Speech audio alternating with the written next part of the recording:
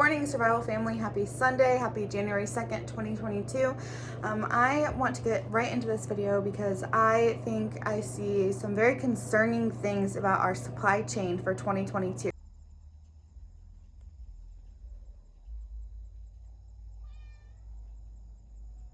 We all know there's been a food shortage for a while. We all know that we have ships sitting off of our coast for months now, for God knows why. They're not letting them come in. Really, there's no excuse that they can give. So we already know that that's going to interrupt our system. I already told you that China is having this new pandemic. Whether it is going to spread or not, whether it's a new pandemic, we don't know. But what we do know is that they have 3 big cities that are still shut down for, it's been over a week now, with 10 million people, over 10 million people, mind you, in each one of those cities. And every single one of them, well, not every one of them, but a lot of them work in factories over there. And those factories are currently shut down. So that is going to interrupt our supply. So China's New Year is February 11th, and Chinese take their holidays very, very seriously. They usually are off 2 weeks to a month. And this year they have announced that they are going to do that early. Why? They didn't give an excuse. They just said they're going to be shutting down early. So on top of their already having their cities shut down, several major cities, because of this pandemic, they're also going to shut down early for New Year's, and their factories do not run on those days as well. So that's going to also further interrupt our supply chain. A normal year, we don't usually even recognize this is happening because we have so much junk in our stores.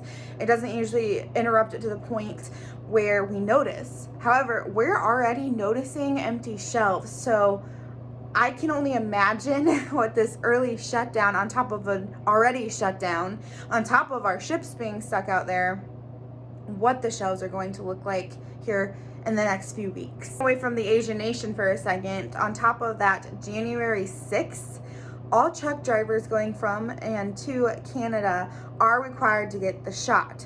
So if they don't have the shot, they cannot pass. They cannot go get supplies. They cannot bring them back, vice versa.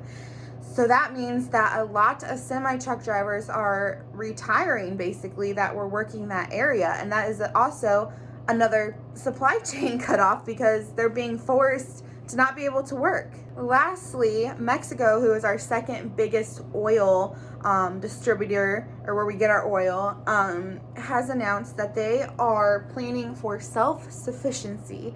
And as of October 2022, they will no longer be supplying the United States with oil. They give us around 12% of our oil, but that's still a huge chunk. And considering what Biden did with this whole Canadian pipeline thing, and we're no longer, going to have that.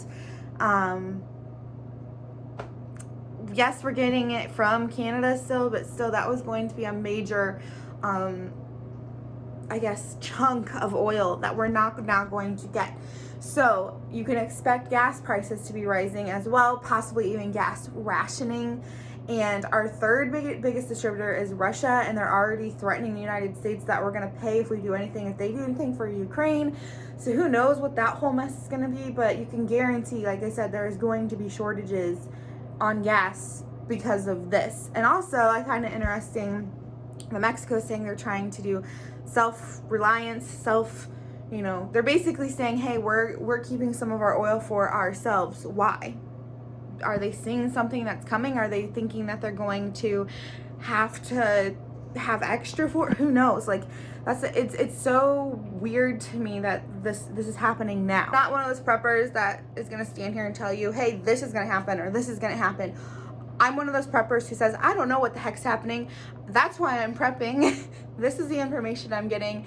Please take care of your family and do what you will with it. So it's 100% going to affect our supply chain. I think the question is, how much is it going to? How much more bare are the shelves going to get? So our family is not running out, but we are, stocking up a little bit more than usual, filling our extra gas cans, just really being prepared and watching what's going to unfold on the next couple of months. I certainly don't want to have to run to the grocery store if this all starts happening very quickly, which I kind of think it's going to because of all these disruptions, but who knows.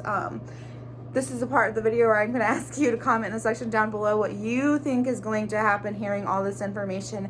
How empty are the shelves in your area? I would love to know. You know, pass that along the chain of ears here that are on this channel so we can know what your area looks like, and also kind of, you know, give us your predictions. So yeah, stay safe out there, keep prepping, and I will catch you all in the next one.